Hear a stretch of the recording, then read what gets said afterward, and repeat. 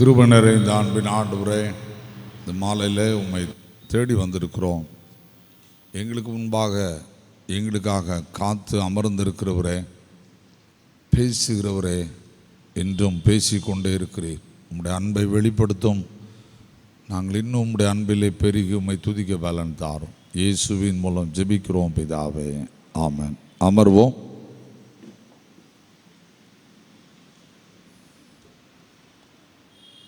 இந்த மாலை வேளைக்காக நாம் ஆண்டவருக்கு நன்றி சொல்லுவோம். இந்த மாலையிலும் நாம் மறுபடியும் கூடி வரும் நல்ல கிருபை ஆண்டவர் நமக்கு தந்ததற்காக நாம் கர்த்தருக்கு ஸ்தோத்திரங்களை ஏறெடுப்போம்.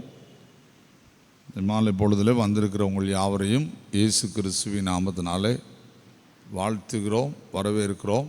கர்த்தர் நம்ம ஒவ்வொருவரையும் கிருபையினாலும் நன்மையினாலும் நிரப்புவாராக.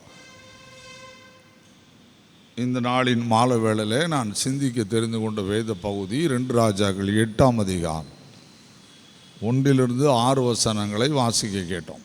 இது ஒரு நடந்த சம்பவம். உலகத்தில் திக்கற்றவர்களுக்கு ஆண்டவர் இன்றும் போதுமானவராக இருக்கிறார். திக்கற்று நடக்கிறவர்கள் பெருகி வருகிறார்கள். திக்கற்றவர்கள்னா யாருன்னு உங்களுக்கு தெரியுமா? திக்கற்றவர்கள் அப்படின்னா யார்? திக்கற்றவர்கள் அப்படின்னா யாருன்னு சொல்லுவோம்?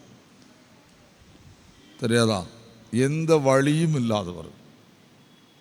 எந்த வழியும் இல்லாதவர்கள். எதனாலலாம் திக்கற்று போகிறாங்க? குடும்ப வறுமை, கொடுமையான வறுமையில் என்ன செய்கிறாங்க? திக்கற்று போகிறாங்க. சரிதானா? அப்புறம் வியாதியினால் எல்லாராலும் கைவிடப்பட்டு திக்கற்று போகிறார்கள். புரியுதா? இயற்கை பேரழிவு திடீரென்று அடித்து கொண்டு போய்விடும். மரித்தவர்கள் தப்பித்து கொள்வார்கள். தப்பித்தவர்கள் நிலைமை திக்கற்று தெருவில் நிற்பார்கள். என்ன நடந்ததென்றே தெரியாது என்று சொல்லுவார்கள். ஒரே நிமிஷத்தில் வெள்ளம் வந்து அடித்து கொண்டு போய்விடும். வீட்டில் உள்ள ஒரு பொருள் இருக்காது. திக்கற்று நிற்கிறவர்கள். உலகத்தில் ஏற்படும் பலவிதமான சூழல்கள். இனி கடைசி காலம் இது கூட போகிறது. இது குறையாது. கடைசி காலம் இது என்ன செய்ய போகுது சொல்லுங்க? கூட போகுது, குறையாது. இனிமேல் இந்த நாட்கள் குறையாது. என்ன? இந்த நாட்கள் குறைக்கப்படாது இருந்தால் நமக்கு ஐயோ அப்படின்னு சொல்லிடு. இந்த நாட்கள் சொல்லுங்க குறைக்கப்படாது இருந்தால். மத்தேயு எழுதின சுவிசேஷம் 24ஆம் அதிகாரத்தை எடுத்துக்கோங்க. மத்தேயு 24ஆம் அதிகாரத்தை எடுத்துக்கோங்க. யாராவது வாசிக்க பார்ப்போம். இப்போ என்ன அதில் என்ன எழுதியிருக்கு அப்படின்னு பார்த்தீங்கன்னா 6, 7 2 வசனத்தையும் வாசிங்க.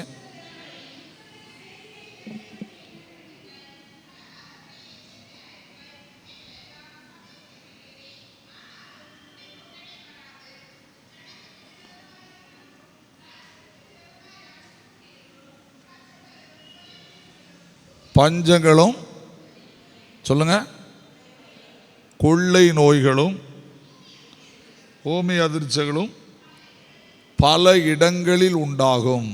சரியா? இப்போ நீங்கள் வாசிங்க 21 22 வசனம்.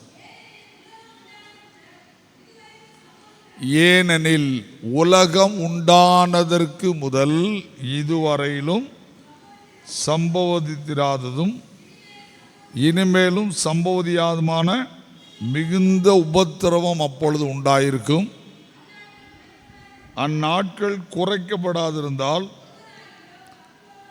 நல்லா புரிஞ்சுக்கோங்க, ஒருவனாகிலும் தப்பி போவதில்லை. போதுங்க, ஒருவனாகிலும் தப்ப முடியாத ஒரு காலம் இது. நம்மளை எங்கே கொண்டு விட்டுரும்னா திக்கற்றவர்களாக கொண்டு விட்டுரும், செயலற்று போக பண்ணிடும். இதெல்லாம் ஒரு கதைன்னு யாரும் நினச்சிடாதீங்க. இது வருங்காலம் என்ன செய்ய போகுது? நடக்க போகுது. இப்போ அமெரிக்காவில் நடக்க ஆரம்பிச்சிருக்கு. ஒரு மணி நேரம் மழையில் மழை பெஞ்சதில் எது போயிட்டு ஒரு பட்டணமே காணாமல் போயிட்டு. இப்போ போன மாதம் டேராடூன் ஹரித்வாரில் என்ன பண்ணுச்சு? ஒரு புயல் அடிச்சிச்சு. புரியுதா? அது மேக வெடிப்புன்னாங்க. ஒரு கிராமத்தை அப்படியே நினச்சிட்டு போயிட்டு தூக்கிட்டு போயிட்டு யார் எங்கே இருக்கான்னு கண்டுபிடிக்க முடியல, மணலில் பதிஞ்சிட்டாங்க நிறையா பேர். அதில் தப்புனவங்க எல்லாரும் வீடு எங்கே இருக்குன்னு தேடுறாங்க. எதை கண்டுபிடிக்க முடியல? வீடை கண்டுபிடிக்க முடியல. திக்கற்றவர்கள், செயலற்று போகிற நிலை. இந்த உலகத்தில் இது இனிமேல் நடக்க ஆரம்பிச்சிடும். நான் பயங்காட்டுறேன்னு நினச்சிடாதீங்க, உண்மை தான். புரியுதா? உண்மை அதான். திக்கற்ற நிலை வரப்போகிறது. இந்த நிலை வருவதற்கான காரணம் என்ன? நம்முடைய அன்பு கடவுளோடு இருப்பதிலே தணிந்து போகிறது. நம்முடைய அன்பு மக்களோடு வாழ்வதிலே தணிந்து போகிறது. நம்முடைய அன்பு நம்மில் அன்பு கூறுவதிலையும் தணிந்து போகிறது. 3 விதமான அன்பு எழுதியிருக்கு. முதலாவது, கடவுளிடத்தில் அன்பு கூறுவது தணிந்து போகிறது. நம்ம ஆண்டவரை தேடுறது ரொம்ப குறை. ஆண்டவருக்கு பயப்படுற பயமே கடவுளுடைய வார்த்தையின்படி வாழணும்னு சொல்கிறது தான் அன்பு. கடவுள் கற்பனையின்படி வாழ்கிறது தான் அன்பு. அது இல்லவே இல்லை. அது வர வர எல்லா இடத்துலையும் நினச்சிட்டு வருது, இல்லாமல் போய்கிட்டு இருக்கு. நீங்கள் தேடி கூட பிடிக்க முடியாது. என்ன, செல்ஃபோனை உட்காந்து சர்ச்சில் பார்த்துக்கிட்டு இருக்கிற காலத்துக்குள்ளே நாங்கள் வந்துட்டுருக்கோம். செல்ஃபோனை உட்காந்து எதில் பார்த்துக்கிட்டு இருக்காங்க? இங்கே ஆராதனை நடந்துக்கிட்டு இருக்கு. நிறைய சர்ச்சில் என்ன நடக்குது? செல்ஃபோனை உள்ள உட்காந்து பார்த்துக்கிட்டு இருக்க காலம். கர்த்தர் இதையும் பார்க்காருங்கிற பயம் இல்லவே இல்லை, இல்லவே இல்லை. போயிட்டு எல்லாமும் போய்கிட்டு இருக்கு, விறுவிறுன்னு போய்கிட்டு இருக்கு. நல்லா புரிஞ்சுக்கோங்க, அன்பு தணிஞ்சு போச்சு. ஏன்னா அன்பு குறைய ஆரம்பிச்சிருச்சு. கடவுளோட உள்ள அன்பு, தன்னோட உள்ள அன்பு கூடியிருக்கான்னு பார்த்தா அதுவும் இல்லை. ஒரு மனுஷன் தன்னைத்தானே நேசிக்க மாட்டேங்கான். இப்போ உங்கள் கையில் உங்கள் முந்தி பைக் ஓட்டினவங்களாம் இதில் இருக்கீங்க. முந்தி பைக்கில் இப்படி போகும்போது நீங்கள் 60, 50, 60 தாண்டிட்டுனே அந்த முள்ளில் ரெட்டு எரியும், பார்த்துருக்கீங்களா? இப்போ அதை காணலை. இப்போ வர்ற வண்டியில் எது இல்லை, அந்த முள்ளே இல்லை. என்னண்ணே, முந்தி என்ன உண்டு? வண்டி அப்படி ஸ்பீடு போய்கிட்டே இருக்கும்போது 50 தாண்டினோன்னு என்ன வந்துடும்? அந்த ரெட் லைட் வந்துடும். என்ன அர்த்தம்? ஜாக்கிரதை, வண்டி பிரேக் போட்டால் நிற்காது. ஒழுங்காக பார்த்து வண்டி ஓட்டு. உன்ன மாதிரி 1000 வண்டி ஓடிக்கிட்டு இருக்கு. 1000 கழுதை மாடு கழுதெல்லாம் ஓடுற இடம் அப்படின்னு வச்சுருந்தாங்க. இப்போ அவ்வளோ டிஜிட்டல், எல்லாம் என்னது டிஜிட்டலில் போய்கிட்டு இருக்கு. புரியுதானா? அதான் உண்மை. இப்போ எவ்வளோ போகுதுன்னு பார்க்குற காலம். இப்போ இந்த பைக்கில் இருக்கிற ஆள் அவரை நேசிக்காரா? நீங்கள் தான் சொல்லணும். இந்த பைக் ஓட்டுற ஆள் அவரை நேசிக்காரா? சத்தமே வரமாட்டேங்கி. நேசிக்காரா? நேசிக்கலையா? நேசிக்கல. ஏன்? அவர் நேசித்திருந்தார்னா அது சுகமாக போய் வீட்டில் கொண்டு விடும். ஓவராக போனால் எங்கே தட்டுதாரோ எதில் விழுறாரோ அவர் திரும்ப பாடியாக வீட்டுக்கு வராரா பேஷண்ட்டாக வராரான்னு தெரியாது. இதை தான் எழுதியிருக்கிறான். ஒரு மனிதன் கடவுளை தேடலை, கடவுள் மேலே அன்பு கூறல, யார் மேலேயும் அன்பு கூற முடியாது, தாமேலையும் அன்பு கூற முடியாது. என்ன, தாமேலையும் அன்பு கூற முடியாது. உண்மைதானா? ஒரு போன வாரமாக இருக்கும், எங்கேயோ போயிட்டு வாரேன். ஓரத்தில் ஓவர் டிராஃபிக்னோடனே ஓரத்தில் ஒதுங்கி நின்றுட்டு அப்படி வண்டி ஸ்டார்டிங்கில் விட்டுருக்கேன். சரி, கூட்டம் போகுதுடான்னு என் பக்கத்தில் ஒருத்தர் நிப்பாட்டினார். ஃபுல்லாக குடிச்சிருக்காரு. அவர் வண்டி எடுக்காரு. வண்டி எங்கே போகுதுன்னே அவருக்கு தெரிய மாட்டேங்கி. நான் வண்டி ஆஃப் பண்ணிவிட்டு அப்படியே நிப்பாட்டிக்கிட்டேன். ஏன் தெரியுமா? இவர் முன்னால் போனால் இவர் நம்ம மேலே பின்னால் இடித்தா ஒன்றும் செய்ய முடியாது. இப்போ நீங்கள் சொல்லுங்கள், இவரை நேசிக்காரா? நான் சத்தமே வர மாட்டேங்கி. இவரை நேசிக்காரா? நேசிக்கலை. வச்சிருக்கிறது புல்லட் வண்டி. நல்லா புரிஞ்சுக்கோங்க. சரி, இவர் வீட்டில் தேடிக்கிட்டு இருக்காங்க பெஞ்சாதி பிள்ளைகள்லாம். இவர் பிள்ளைகளையும் பெஞ்சாதி நேசிக்காரா?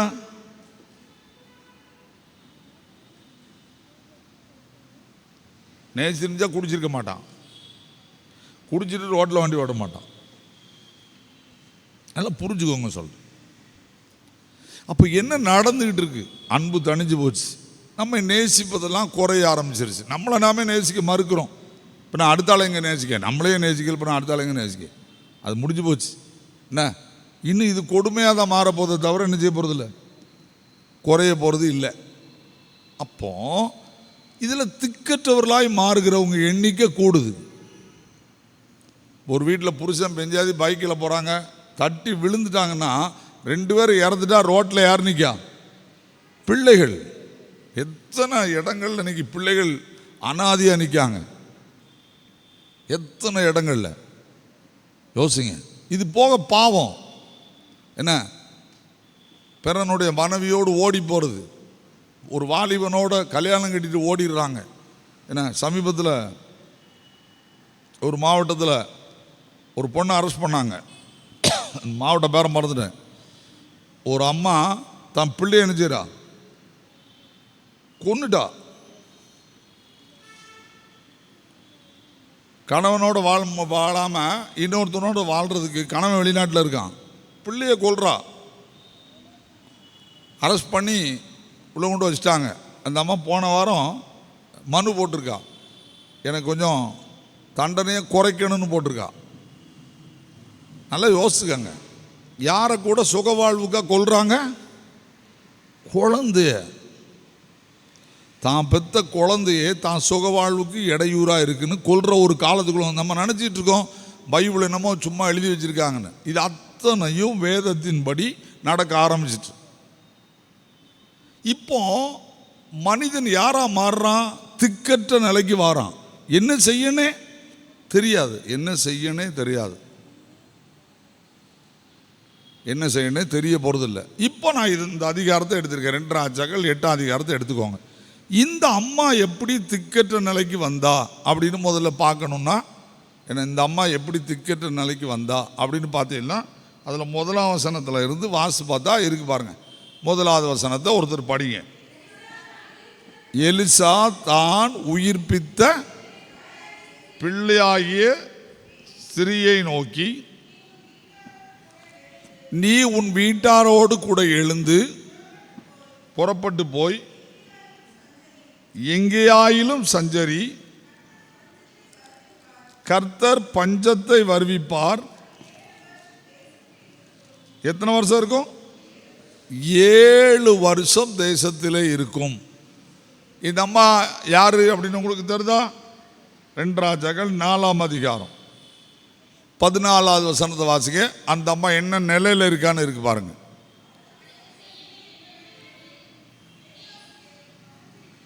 கேயாசியை அவன் கேட்டதற்கு அவன் அவளுக்கு பிள்ளை இல்லை, அவள் புருஷனும் பெரிய வயதுள்ளவன். இந்த அம்மாவை விட புருஷன் யாரு? பெரிய வயதுள்ளவன். டிஃப்ரெண்ட், வயசு டிஃப்ரெண்ட் நிறையா இருக்கு. குழந்தை இல்லை, இப்போ குழந்தை பிறந்துச்சு. குழந்தை எலிசா ஆண்டோடைய வார்த்தையை சொன்னதுனால குழந்தை பிறந்துருச்சு. இது 2 ராஜாக்கள் 4ஆம் அதிகாரத்தினுடைய பின்பகுதி, இது 8ஆம் அதிகாரம். புரியுதா? இப்போ குழந்தை பிறந்துருச்சு. இப்போ திடீர்னு எலிசா தீர்க்கதரிசி வாராரு. ஏமா, இந்த தேசத்தை விட்டு என்ன செய், ஓடிப்போ. என்ன வரப்போகுது?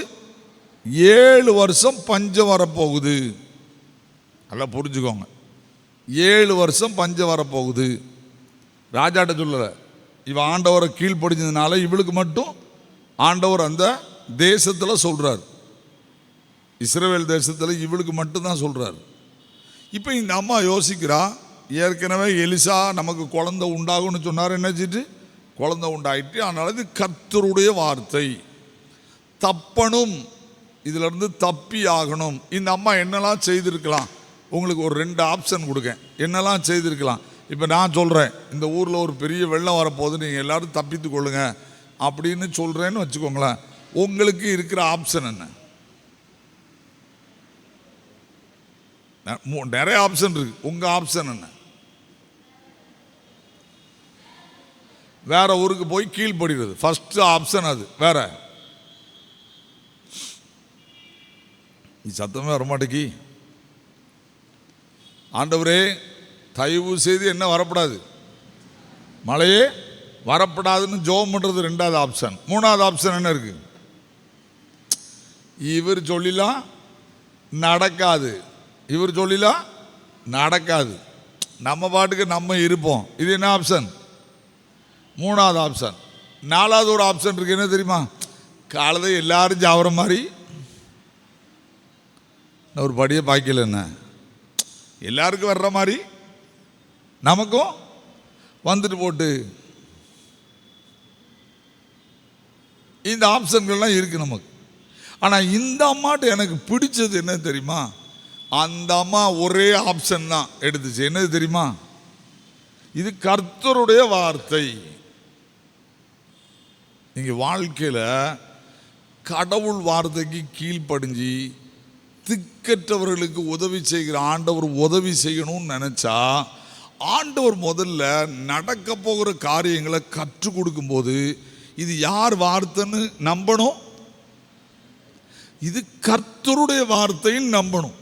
இது கண்டிப்பா நிறைவேறியே தீரும். நிறைவேறினாலும் சரி, நிறைவேறிட்டாலும் சரி, இது கர்த்தருடைய வார்த்தை. இதுதான் கஷ்டம். இந்த அம்மா அப்படி நம்பினாங்க. நம்ம இன்னைக்கு வேதத்தை கையில் வச்சிருக்கோம், வாசிக்கும். இது உண்மையாகவே இது ஆண்டவருடைய வார்த்தைன்னு எத்தனை பேர் நம்புறோம்? வேதத்தை கையில் வச்சிருக்கோம், தூக்கிட்டு வரோம், வாசிக்கும். ஏன் ஆண்டவர் நம்மகிட்ட பேச மாட்டேங்கிறார் தெரியுமா? நமக்கு இன்னும் அது உயிருள்ள வார்த்தைன்னு நம்பிக்கை இல்லை. இன்னைக்கு அந்த வார்த்தையில் உயிர் இருக்குங்க. அது சொன்னபடி அப்படியே நடக்கும், தப்பவே முடியாது. சொன்னா சொன்னதுதான். என்ன யோசிச்சுக்கோங்க. கர்த்தருடைய வார்த்தையை கோயிலில் எதுக்கு பிரசங்கம் பண்றதுக்கு முக்கியமான நேரம் கொடுத்தாங்க தெரியுமா? கர்த்தருடைய வார்த்தை. எபிரேயர் 4ஆம் அதிகாரம், எபிரேயர் 4ஆம் அதிகாரம் 12ஆம் வசனத்தை வாசிங்க. நல்லா படிச்சுக்கோங்க. அங்க என்ன அழகா எழுதியிருக்காங்க பாருங்க. தேவனுடைய வார்த்தையானது ஜீவனும் வல்லமை உள்ளதாயும் இருபுறமும் கருக்குள்ள எந்த பட்டயத்திலும் கருக்கானதாயும் ஆத்மாவையும் ஆவியையும் கணுக்களையும் ஊனையும் பிரிக்கத்தக்கதாக உருவ குத்துகிறதாயும் இருதயத்தின் நினைவுகளையும் யோசனைகளையும் வகையறுக்கிறதாயும் இருக்கிறது. அது என்ன வார்த்தை? ஜீவனுள்ள வார்த்தை, உயிருள்ள வார்த்தை, உயிருள்ள வார்த்தை. நம்ம கையில் இருக்கிற வேத வசனம் எப்படிப்பட்ட வார்த்தை சொல்லுங்க? உயிருள்ள வார்த்தை, உயிருள்ள வார்த்தை. அதை யாராலும் மாற்றவே முடியாது. என்ன உயிருள்ள வார்த்தை? சங்கீதம் 19 வரும், கர்த்தருடைய வசனம் அப்படின்னு ஒரு வார்த்தை வரும். புரியுதா? நம்ம நிறைய நேரம் படிக்கணும். குறைவற்றதும் ஆத்மாவை உயிர்ப்பிக்கிறதுமா இருக்கிறது. அது குறைவே இல்லாதது. அது சொன்னால் அது நடந்தே தீரும். உங்கள் கையில் இருக்கிற பைபிள் விளையாட்டு கிடையாது. யாரும் என்னமோ சொல்லலாம், இயேசு கடவுள் இல்லை, கிறிஸ்தவம் கடவுளுடைய ராஜ்யம் கிடையாது அப்படிலாம் சொல்லலாம். எல்லா மதங்களும் இந்த வேதத்துக்கு பின்பு எழுதப்பட்டவே. அப்போ நம்ம முதலாவது அறிய வேண்டியது என்ன? அந்த அம்மாட்ட இருந்த பயம் என்ன தெரியுமா? இது கர்த்தருடைய வார்த்தை, இது கண்டிப்பாக என்ன செய்யும்? நிறைவேறியே தீரும். இப்பதான் கீழ்ப்படிதல் வரும். ஏன் கீழ்ப்படிய முடியல? இந்த உலகத்தில் ஏன் கீழ்ப்படிதல் நடக்க மாட்டேங்குது அப்படின்னா, சொல்றவருடைய வார்த்தையை மதிக்கிற எண்ணம் நம்மகிட்ட இல்லை. சொல்றது யாரு? அரசாங்கம் சொல்லுது. சொல்றது யாரு? எனக்கு எங்க அம்மா அப்பா சொல்றாங்க, எனக்கு உயரமானவங்க சொல்றாங்க, எங்க போதகர் சொல்றாரு, எங்களுடைய கல்லூரி ப்ரொஃபஸர் சொல்றாரு, என் பள்ளி ஆசிரியர் சொல்றாரு, என்னை நடத்துகிறவர்கள், என் கணவன் சொல்றாரு, என் மனைவி சொல்றாங்க. நீ யாரு சொல்றதுக்கு? இப்போ அங்கே வந்துட்டோம். நீ யார் சொல்றதுக்கு? எனக்கு என்ன இருக்கு? 6 அறிவு இருக்கு. அதெல்லாம் எனக்கு தெரியும். அவன் வேலையை பார். சொல்ற ஆளுடைய தன்மையையும் சொல்ற வார்த்தையையும் கொடுத்த கவனமற்ற ஒரு காலத்துக்குள்ளே போய்கிட்டு இருக்கோம். நான் ஒரு நாள் நேசரத்துக்கு அங்கே ஒரு ஒரு சர்ச்சுக்கு பிரசங்கம் பண்ண கிளம்பி போயிட்டு இருக்கேன். பஸ்ஸில் வந்துட்டு இருக்கேன். திடீர்னு கவர்மெண்ட் லீவ் விடுறான். ஏதோ ஒரு ப்ராப்ளம் வந்துச்சு, மழையோ ஏதோ, அரசாங்கம் லீவ் விடுறாங்க. நான் பஸ்ஸில் திருநெல்வேலியிலேருந்து போய்கிட்டு இருக்கேன். நேசரேத்து கல்லூரி, மர்காசிஸ் கல்லூரி முடிஞ்சு, ஏன்னா ஸ்கூல் லீவ் விட்டாங்க. பையங்கள்லாம் நினைச்சுறாங்க வராங்க. வண்டியில் மிஞ்சி போனால் 5 பேர் இருக்கும், கூட்டமே இல்லை. நேசரேத்து பஸ் ஸ்டாண்ட்லேருந்து வருது, திருநெல்வேலியிலேருந்து கூட்டமாக இருந்துச்சு, அவனும் நேசரத்தில் இறங்கிச்சு. இப்போ கரெக்டாக அந்த பிள்ளையாமன முக்கில் வந்து ஸ்டூடெண்ட்ஸ்லாம் ஏறுறாங்க. பிள்ளைகள் எல்லாம் ஏறி முன்னால் வந்து என்ன செய்யுது, சீட்டில் உட்காந்துட்டு. இந்த பசங்க ஒரு 25 பேர்கிட்ட ஏறி இருப்பான், ஒரு பயலாவது சீட்டில் உட்காரல. அவர் சொல்கிறாரு கண்டக்டர், ஏயா திடீர்னு முன்னால் எருவு மாடு என்ன செய்யணும் வந்துடும், நம்ம ஆள் கட்டடிச்சிருவான், உளுந்தியன்னா உயிர் கிடைக்காது, கை கால் போயிடும் அப்படின்னு சொல்லிட்டு அந்த படிக்கட்டில் நின்று பயணம் செய்யாதுன்னு போட்டுக்கு பாருங்க. அதை வாசிக்க சொல்கிறாரு. நான் பார்த்துக்கிட்டே இருக்கேன், புரியுதா? ஏன்னா நான் முன் கேட்டு பக்கத்தில் உட்காந்துருக்கேன். அதில் என்ன பண்ணியிருக்கானுன்னா, படிக்கட்டில் நின்று பயணம் செய்கிறங்கிறதுல பேயை சுரண்டி எடுத்துட்டானுங்க. இப்போ அவன் கண்டக்டர் கூப்பிட்டு சொல்கிறான், இதை வாசிங்க. டிக்கெட்டில் நின்று பயணம் செய்யாதனோடனே சிரிக்கானுவேன். அவர் என்ன சொன்னார் தெரியுமா? நீங்கள் உயிரோடு இருந்தா என்ன, செத்தா எனக்கு என்னன்ட்டு அவரோட பின்னால் போயிட்டார். நான் பாட்டு இருந்தேன். அவர் எத்தனை ஆக்சிடெண்ட்டை பார்த்துருப்பார். அவர் ஒரு மனுஷன், அதுக்கு நடத்துனர், இந்த பஸ்ஸை நடத்துனது அவர் உன் உயிருக்கு பாதுகாப்பு இல்லைன்னு சொல்கிறாரு. நம்ம ஆட்கள் எதில் தான் தொங்கிட்டு நிற்கான். கீழ்ப்படிதல் வருதா? தேடி தான் பிடிக்கணும். இந்த அம்மாவுக்கு முதல் எனக்கு இந்த அம்மா ரொம்ப பிடிச்சது, பஞ்சம் வருதுன்னு சொன்ன உடனே இந்த அம்மா எலிசாட்ட சொல்லிருக்கலாம்ல, எங்கள் வீட்டுக்கு மட்டும் எங்களுக்கு என்ன தாங்க சொல்லுங்க. ஆண்டவர் அந்த கொஞ்சோண்டு மாவையும் வச்சுருந்த அந்த அம்மா மாதிரி எனக்கு மட்டும் என்ன செய்ய சொல்லுங்க, கொஞ்சம் சாப்பாடு தர சொல்லுங்கன்னு சொல்லிக்கலாமா? சொல்லியிருக்க கூடாது. நீங்கள் அதனுடைய பேக்ரவுண்டை நான் சொல்ல விரும்பலை. இப்போ அது ரொம்ப ஆழமான பேக்ரவுண்ட், அதை நான் ஒழுங்காகவும் பார்க்கல, புரியுதா? ஏன் வெளியே போக சொன்னார் அப்படிங்கிறதுக்கு ஒரு காரணம் இருக்குங்க. அங்கே வச்சே சோறு போட யாரால முடியும்? ஆண்டவருக்கு முடியும். அங்கே இருந்தாலும் நீ தப்ப முடியாது, வெளியே போ, அதான் எனக்கு அர்த்தம். ஏன்னா அந்த 7 வருஷத்தில் இந்த ஊரில் என்ன நடக்க போகுதுன்னு உனக்கு தெரியாது. என்ன சுப்ரீம் கோர்ட் நேற்று ஒரு உத்தரவு போட்டிருக்கு, சொல்கிறீங்களா பாப்பா? நான் நேற்று இல்லை, முந்தானத்தா அல்லது ஒரு வாரத்துக்குள்ளே இருக்கும், ஒரு நாய்களை பற்றி ஒரு உத்தரவு போட்டிருக்காங்க. யாருக்கா தெரியுமா? பேப்பர் முடிக்க முடியல, என்ன போட்டிருக்காங்க? தெருநாய்களை பற்றி உத்தரவு போட்டிருக்காங்க. பற்றில ஒரு நாயை தெருவில் பார்க்கக்கூடாது, ஆனால் எதையும் கொல்லப்படாது. எல்லாத்துக்கும் என்ன அமைக்கணுமா? ஏழைகளுக்கு ஒரு வீடு அமைக்கிற மாதிரி இப்போ நாய்க்கு என்ன அமைக்கணுமா?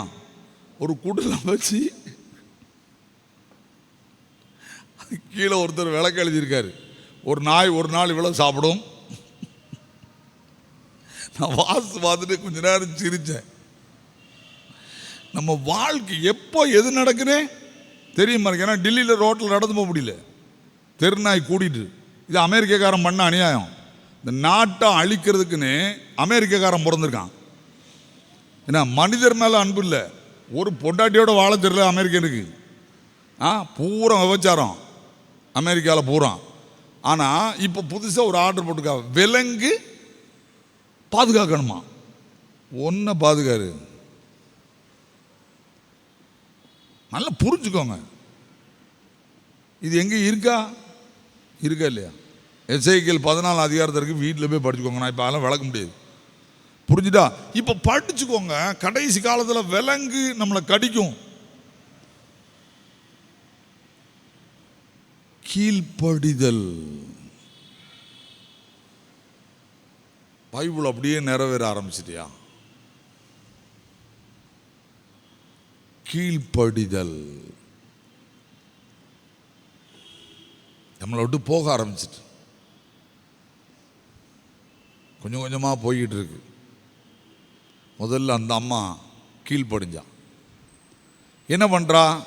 கணவனை கூப்பிடுறா, தனக்கு ஒரு பிள்ளை கூப்பிட்டுட்டு அவளுக்கு 2வது வர்றது என்ன தெரியுமா? சூப்பரான தைரியம். இது கர்த்தருடைய வார்த்தை. அதனால நம்ம எங்கே போனாலும் பிழைக்கிறதுக்கு நமக்கு அவர் வழி தருவார். நான் எங்கேயா போவேன், எந்த தேசத்துக்கு போவேன், எப்படி போவேன், என் புருஷன் வயது சென்றவன் 7 வருஷத்துக்கு நான் சாப்பாடை தூக்கிக்கிட்டு என் சத்தமே வர மாட்டேங்கி. 3 நாள்னா ஈஸியாக போயிட்டு வந்துடலாம். எத்தனை நாள்? 7 வருஷத்துக்கு எவ்வளோ சாப்பாடை தூக்கிட்டு போகணும்? 3 பேர் டெய்லி சாப்பிடணும். 7 பேருக்கு சாப்பாடு தூக்கிட்டு போகணும். அங்கே போய் ஒரு வீட்டில் வச்சா அது பாதுகாப்போ பாதுகாப்பில். அந்த அம்மாட்ட இருந்து என்ன தெரியுமா, கர்த்தருடைய வார்த்தைக்கு கீழ்ப்படி ஆரம்பிச்சதுனால ஆட்டோமேட்டிக்காக தைரியம் வந்துடும். நீ எப்பெல்லாம் ஆண்டவர் வார்த்தையை 100% கீழ்ப்படுகிறீர்களோ அப்போ தைரியத்துக்கு உலகத்தில் தேவையே கிடையாது. தைரியம் யார் கொடுத்துருவா? ஆண்டவர் கொடுத்துருவார். ஆண்டவரால் முடியாதது ஒன்றுமே கிடையாது. நீங்கள் கர்த்தர் வார்த்தைக்கு கீழ்ப்படிச்சு பாருங்க, உங்கள் வாழ்க்கையில் என்ன பிரச்சனை இருந்தாலும் யார் அதை தாண்டி போகிறதுக்கான தைரியத்தை கொடுப்பா? கர்த்தர் கொடுத்துருவார். ஏன்னா அவர் நம்ம கூட தான் இருக்கார். கீழ்ப்படுகிறவங்களுக்கு அவர் வச்சிருக்கிற ஆசீர்வாதத்தில் உண்டு மிக தைரியம் கொடுப்பார். இப்போ இந்த அம்மாவுக்கு என்ன வந்துருச்சு? தைரியம் வந்துட்டு. சரி, இப்போ அவள் புருஷன் ஏதாவது சொல்லியிருப்பானா? சொல்லியிருக்க மாட்டானா? சொல்லியிருப்பான். எனக்கு வயசாகி போச்சுமா, தீர்க்க தரிசிட்ட மறுபடி போய் ஜோம் பண்ணி நம்ம என்ன செய்யலாம், கொஞ்ச நாள் இந்த ஊரில் இருப்போன்னு எதாவது காட்டுவான். அதெல்லாம் முடியாது, அவர் சொன்னதான் போயண்டான், கிளம்புட்டான். இப்போ எந்த தேசத்துக்கு போகிறா தெரியுமா? பெலிஸ்திய தேசத்துக்கு போகிறா. எனக்கு அங்கே ரொம்ப பிடிச்சது. இஸ்ரவேலுக்கு யாருக்கும் ஆகாது, சொல்லுங்க, பெலிஸ்தருக்கும் ஆகாது. இஸ்ரவேலுக்கும் பெலிஸ்தருக்கும் ஆகவே ஆகாது. என்னதான் நடக்கும்? யுத்தம் நடந்துக்கிட்டே இருக்கும், சண்டை நடந்துக்கிட்டே இருக்கும். புரியுதா? ஆனால் ஆண்டவர் அவளுக்கு கொடுக்குற தைரியம் என்ன? போவோம், எதிரி நாட்டுக்கே போ, அங்கே போய் உட்கார்றான். யோசிங்க, அந்த கீழ்ப்படிதலுடைய ஆசீர்வாதம் என்ன? அவளுக்கு அங்கே ஒரு வீடு கொடுக்காங்க. 7 வருஷமும் பத்திரமா அங்கே வாழ்றா. பத்திரமா வாழ்றா. என்ன கீழ்ப்படிதனால வருகிற ஆசீர்வாதம் என்ன தெரியுமா? நமக்கு வேண்டிய நன்மையை யார் தருவார்? கர்த்தர் தருவார். உலகத்தில் முதல்ல ஒன்று செய்யுங்க, உங்கள் வீட்டில் ஒருத்தருக்கு ஒருத்தர் கீழ்ப்படிங்க. வேதத்துக்கு என்ன செய்யுங்க? கீழ்ப்படிங்க. அரசாங்க சட்டங்களுக்கு என்ன செய்யுங்க? கீழ்ப்படிங்க. உங்களை நீங்கள் நேசிக்க பழகுங்க. இல்லைன்னா பின்னால் அழுது எந்த புண்ணியமும் கிடையாது. இப்போ அந்த அம்மா கீழ்ப்படிஞ்சா அந்த நாட்டுக்கு போய் அங்கே போய் 7 வருஷம் குடியிருக்கா, அமைதியாக உட்காந்துருக்கா. புரியுதா? இப்போ அந்த அம்மாவுக்கு சொந்த ஊருக்கு போகணுன்னு ஆசை இருந்திருக்குமா? இருந்திருக்காதா? சத்தமே வர மாட்டேங்குது. இருந்திருக்குமா? இருந்திருக்குமா? இருந்திருக்காதா? அமெரிக்காவில் போய் இருக்கிறவன் எவனாவது நம்ம ஊருக்கு திரும்பி வரானா? சத்தமே வர மாட்டேங்கி. அன்னைக்கு ஒரு வீடு விற்பனை செய்கிறதுக்கு என்கிட்ட ஜோமனை வந்தாங்க. நான் வாங்கிறதுக்குன்னா ஜோமனெல்லாம், விற்கிறதுக்கு என்ன ஜோமனன்னு கேட்டேன். ஐயா சொல்லுங்க அப்படின்னு. என் மகா ஒத்தைக்கு ஒரு பிள்ளை. சரி, ஆஸ்திரேலியாலேயே போயிட்டா. எங்கே இருக்கா சொல்லுங்க? ஆஸ்திரேலியாவுக்கு போயிட்டா. இவ்வளோ பெரிய வீட்டை நானும் என் மனைவியும் சேர்ந்து கட்டிவிட்டோம். அவர் பெரிய ஹெட்மாஸ்டர். இப்போ திரும்பி வான்னா அந்த அம்மா சொன்ன வார்த்தை என்ன தெரியுமா? என் பிள்ளைகளிருந்து ஊரில் வந்து வாழ மாட்டேன், இது ஒரு பட்டிக்காடுன்னு சொல்லுது. திருநெல்வேலியை பற்றி. அதனால பாஸ்டர் ஐயா, இந்த வீடை நல்ல விலைக்கு, நான் என் மனசில் என்ன ஜோம் பண்ண தெரியுமா? ஆண்டவர் ஒரு ஏழைக்கு புடியும் கொடு இந்த வீடுன்னு ஜோம் பண்ணிக்கிட்டு இருந்தேன். உண்மையாகவே சொல்கிறேன், மனசு முழுசாக அப்படி தான் இருந்துச்சு. ஏன்னா இவன் இதை விற்று எங்கே தான் கொடுத்து விட போகிறாரு? சத்தம் போட்டு சொல்லுங்க. ஆஸ்திரேலியா கொடுத்து விட. இந்திய பொருளாதாரம் எங்கே போய் சேரப்போகுது? ஆஸ்திரேலியாவில் போய் சேரப்போ. என் மனசில் இதுதான் தான். நான் சோமுனே போகல, உரி போயிட்டேன் என் பாட்டுக்கு. ஏக்கடா நமக்கு வம்பு வேலை அப்படின்னு. நல்லா புரிஞ்சுக்கோங்க. அமெரிக்காவுக்கு இன்னொரு பேர் தெரியுமா உங்களுக்கு? யாராவது கரெக்டாக சொல்லுங்க பார்ப்போம். அமெரிக்காவுக்கு ஒரு பேர் வச்சுருக்காங்க. என்ன பேருன்னு தெரியுமா? தெரியாது. பூலோகத்தின் பரலோகம்.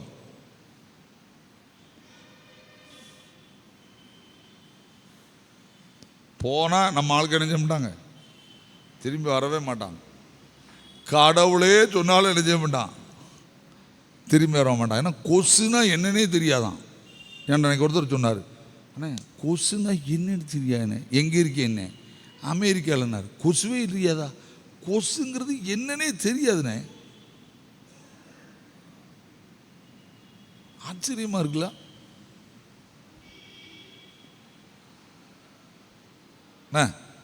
இந்த அம்மாவுக்கு 7 வருஷம் கரெக்டாக கணக்கு வச்சிருக்கா. எனக்கு அவளுக்கு ரொம்ப பிடிச்சது என்ன தெரியுமா, போகும்போது மட்டும் கீழ்ப்படியல, திரும்பும் போதும் கீழ்ப்படுகிறா பாருங்க. எப்பா 7 வருஷம் முடிஞ்சுட்டு நம்ம ஊருக்கு கிளம்புவோம்.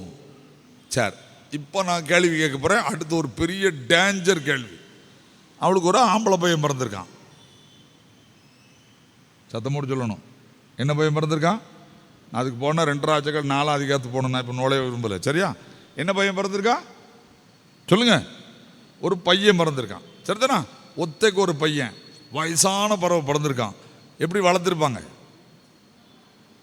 எப்படி வளர்த்துருப்பாங்க? நல்ல செல்லமாக வளர்த்துருப்பாங்க, அப்படிதானே? இவன் இப்போ அந்த பெலிஸ்தீ நாட்டில் உள்ள எல்லார்ட்டையும் பழகிருப்பானா? சத்தமே வர மாட்டேங்கி. பழகிருப்பானா? பழகிருப்பானா? பழகிருக்க மாட்டானா? ரைட். அவனுக்கு இப்போ எத்தனை வயசு ஆகிட்டு? போகும்போது 5 வயசுன்னு வச்சுக்கோங்க. 12 வயசு ஆகிட்டு. அம்மாட்ட என்ன சொல்லியிருப்பான்? இங்கே இருப்போம்மா, வேண்டாமா, இங்கே எனக்கு நிறைய ஃப்ரெண்ட்ஸ் இருக்கு. ஒரு பள்ளிக்கூடத்தோடு ஒரு பள்ளிக்கூடத்துக்கு மாற்ற முடியல. இந்த சின்ன பையள்ளி சொல்கிற வார்த்தையை பார்த்தே இல்லை. அல்ல இல்லை, ஏன்? அந்த பள்ளிக்கூடத்தில் எனக்கு அவ நல்ல நண்பர், அவளை நான் பார்க்க முடியாது. காலம் எங்கே போயிட்டு இருக்குன்னு பாருங்க. அந்த பையன் சொல்லியிருப்பானா சொல்லியிருக்க மாட்டானா? அவன் அம்மா என்ன சொல்லியிருப்பா? இங்கே பாரு, ஓம் பேச்செல்லாம் கேட்க முடியாது. சொல்லி இருக்கிறது யாரு? கர்த்தர். நமக்கு கொடுத்த காலம் எவ்வளவுதான்? 7 வருஷம்தான். 7 வருஷம்தான் முடிஞ்சு. இந்த அளவுக்கு நம்ம கீழ்ப்படியுமா? கீழ்ப்படியுமா? நான் என் மகன் அடிக்கடி சொல்லுவேன், இல்லை அந்த என் வீட்டை கட்டி பிரதிஷ்டை பண்ணுற அன்னைக்கு ஒரு வசனம் எழுதி போட சொன்னேன். அவன் போட முடியன்ட்டான். பரதேசின்னு எழுதி போடு அப்படின்னு.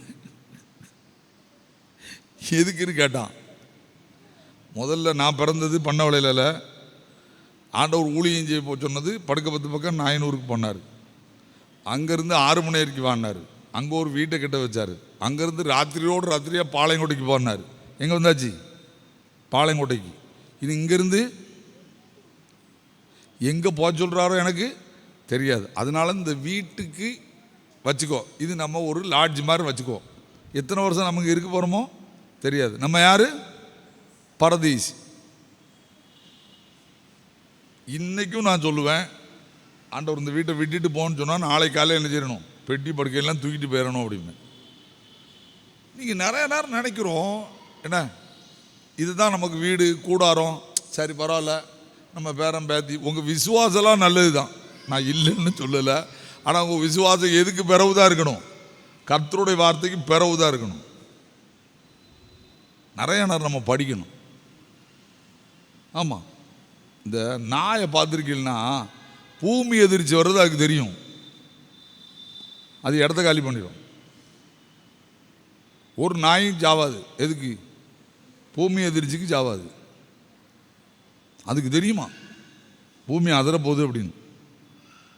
ஆனால் மனுஷனுக்கு மட்டும்தான் ஒன்றுமே தெரிய மாட்டேங்குங்க. நல்லா புரிஞ்சுக்கோங்க. 7 வருஷம் முடிஞ்சிச்சு, பையன் புருஷன் எதையுமே அந்த அம்மா கேட்கல. புரியுதா? இப்போ நீங்கள் அந்த பகுதியை எடுங்க.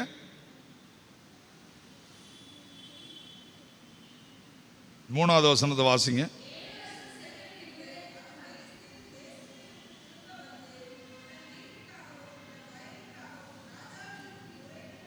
ஏழு வருஷம் முடிஞ்சு போச்சு. ராஜா எதெல்லாம் எடுத்து வச்சுக்கிட்டான்? வீடு வாய்க்காலெலாம் எடுத்து வச்சுக்கிட்டான். இந்த அம்மா ஒரு சாதாரண அம்மா, ஏழை, போறா. என்ன நினச்சிட்டு போயிருப்பா? ராஜா தருவானோ தரமாட்டானோ தெரியலையே, கடவுளே காப்பாற்று, நீர் தான் போக சொன்னீர், அதனால தான் நான் போனேன் அப்படின்னு. இப்போ அவளுக்கு எவ்வளோ பயம் இருந்திருக்கும் உள்ளத்தில். இவ போறா, அங்கே என்ன நடக்கு அப்படின்னு பார்த்தீங்கன்னா, வாசிங்க 4வது வசனம். நல்லா புரிஞ்சுக்கோங்க, கரெக்டாக ஆண்டவர் செயல்படுறார் பாருங்க.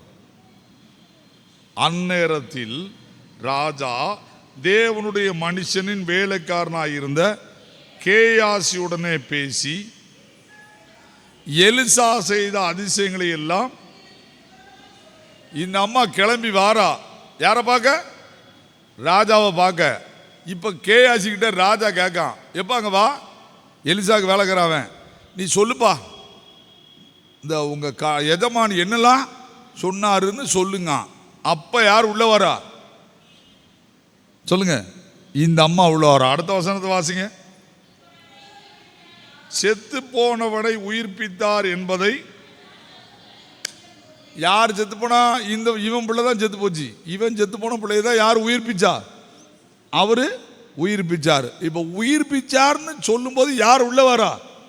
இந்த அம்மா உள்ள வாரா. அந்த ஸ்திரீ வந்து தன் வீட்டுக்காகவும் என்னங்க தன் வயலுக்காகவும் ராஜாவினிடத்தில் முறையிடுகிறாள். அப்பொழுது கேயாசி, ராஜாவாகிய என் ஆண்டவனே, இவள்தான் அந்த ஸ்திரீ.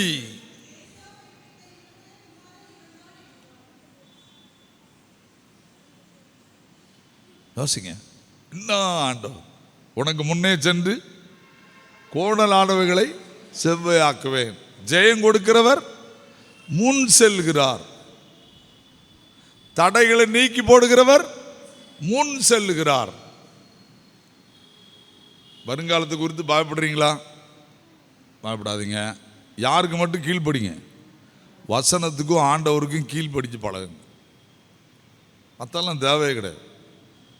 இப்போ பாருங்க, இப்போ ராஜா கேஆசிட்ட பேசுறது விட்டது யார்கிட்ட திருப்பிட்டான்? அந்த அம்மாட்ட பேச ஆரம்பிக்கான். ராஜா கேட்டதற்கு அவள் அதை விவரித்து சொன்னாள். இப்ப ராஜா அவளுக்குன்னு ஒரு அமைச்சரை நியமிக்கான்.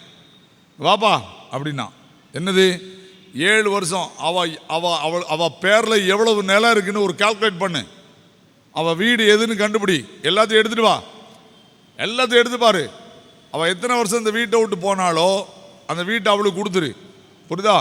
அடுத்து இந்த 7 வருஷமும் அவ இந்த ஊர்ல இருந்திருந்தா எவ்வளவு விளைஞ்சிருக்குன்னு கேட்டாரு. அதை கால்குலேட் பண்ணி அவ்வளோத்தையும் எங்க கொண்டு வச்சிடணும் அந்த வீட்டுக்குள்ள. நான் யோசித்து பார்த்தேன், பாத்திரம் நிரம்பி, சத்தம் போட்டு சொல்லுங்க, எவ்வளோ கோதுமை விளைஞ்சிருக்கும்? 7 வருஷம் விளைஞ்சது ஒரு வீட்டுக்குள்ள வரணும்னா வைக்கிறதுக்கு இடம் இருந்திருக்குமா? இடம் இருந்திருக்குமா? சொல்லுங்க. கர்த்தரை நம்புகிறவனோ செழிப்பான். உயிரோட இருக்கிற ஆண்டவர், அவர் சொன்னா ஆகும், அவர் கட்டளையிட நிற்கும். அவர் சொல்ல ஆகும், அவர் கட்டளையிட நிற்கும். பயப்படாதீங்க, சரியா? நான் திக்கற்றவன் ஆயிட்டேன்னு சொல்லாதீங்க, எனக்கு யாருமே இல்லைன்னு சொல்லாதீங்க, எல்லாம் முடிஞ்சு போச்சுன்னு சொல்லாதீங்க, நான் நம்பி இருந்த என் பணமும் போச்சுன்னு சொல்லாதீங்க. இயேசு உயிரோடு இருக்கிறார். அவர் சிலுவையிலே தன் உயிரை கொடுத்து ஜீவனோடு இருக்கிறார். என்ன எதிர்பார்க்கார் தெரியுமா? நான் சொல்றதுக்கு கீழ்ப்படி, என் வசனத்துக்கு கீழ்ப்படி, என் வசனத்துக்கு கீழ்ப்படி. உனக்கு எவ்வளோ கடன் இருக்கோ கவலையப்படாது. 1 கோடி ரூபா கடன் இருக்கிற ஒரு மனுஷன் என் முன்னால் உட்காந்துருக்கேன். நான் முதல் நாள் போயிருக்கேன் மெட்ராஸ் பக்கத்தில் ஒரு ஏரியாவில் மீட்டிங் நடத்துறதுக்கு. எனக்கு யாருன்னே தெரியாது அவரை. அன்னைக்கு காலையில் ஒரு கடன் உள்ள பிரசங்கியாருடைய செய்தியை எடுத்துகிட்டு அதுக்கு தக்க மெசேஜ் எடுத்திருக்கேன். அவருக்கு 1 கோடி ரூபா கடன் இருக்குது, எனக்கு தெரியாது. 2 பையன், அந்த அம்மா ஒரு ப்ரைவேட் ஸ்கூலில் டீச்சர், இவர் ஒரு பாஸ்டர். கூட்டம் முடிஞ்சோடனே என்ன, அண்ணே எங்கள் வீட்டுக்கு ஜோமன் வரணுன்னாரு. அழுகிறாரு. சாயங்காலம் ஜெபம் அவர் வீட்டுக்கு போகிறேன். ஆனால் எங்களுக்கு 1 கோடி ரூபா கடன் இருக்குண்ணே அப்படின்னாரு. அப்படி பார்த்தேன், என்ன செய்யணும்? நீங்கள் மத்தியானம் பிரசங்கம் பண்ணீங்க, கர்த்தர் உன்னை நீக்குவான், கடனை நீக்குவார். 2 பையனும் படிச்சுக்கிட்டு இருக்கான். ஒருத்தன் MBBSக்கு ட்ரை பண்ணிக்கிட்டு இருக்கான். அந்த அம்மா சொல்லுது, ஆனால் எனக்கு சம்பளம் ரொம்ப குறை, நான் ப்ரைவேட் ஸ்கூலில் வேலை பார்க்கேன். அவருக்கு பாஸ்டர் சபையிலலாம் கிடையாது, தெருவா பிரசங்கம் பண்ணுறார். உன் கடனை கர்த்தர் அடைப்பார், எனக்கு தெரியாது அப்படின்னு சொன்ன. என்ன நடந்துச்சு தெரியுமா? அவர் ஒரு வீடு வச்சுருந்தார். அந்த வீட்டை 50 லட்சத்துக்கு என்னமோ கொடுக்கணும்னு முதல்ல ட்ரை பண்ணார். ஒரு பணக்காரன் அந்த வீட்டுக்கு 50 லட்ச ரூபா கொடுத்துட்டானான். கொடுத்துட்டு, நீ அந்த வீட்டிலே இருந்துக்க, நீ கடவுளுக்கு ஊழியம் செய்கிறதுனால எனக்கு வட்டி தர வேண்டாம், அந்த வீட்டில் இருந்துக்க, இந்த கடனை அவன்கிட்ட கொண்டு கொடுத்துட்டு முதல்ல இருக்கிற கஷ்டமான கடனை பூரா அடைச்சிக்க. ஆனால் நீ அந்த வீட்டில் இருந்துக்க, பத்திரமும் போட்டு தர வேண்டாம், நீ தருவாங்கிற நம்பிக்கை எனக்கு இருக்குது. எனக்கு ஒரு நாள் ஃபோன் பண்ணார், ஐயா இப்படி நடந்திருக்குனாரு. தேவனால் கூடாத காரியம், சத்தம் மட்டும் சொல்லுங்க. அந்த ஆண்டவர் தான் இந்த கோயிலில் இருக்கார், உங்களோட இருக்கிறார், உயிரோடு இருக்கிறார். கண்ண மூடுமா? ஆண்டோட ஒப்பு கொடுப்போமா? ஆண்டவரே, என்னுடைய வாழ்வு இப்படி இருக்கிறது, நான் திக்கற்ற நிலைமைக்கு போயிடக்கூடாது. திக்கற்றவர்களுக்கு சகாயர் நீரே. சகாயர் ஆண்டவர் தான்.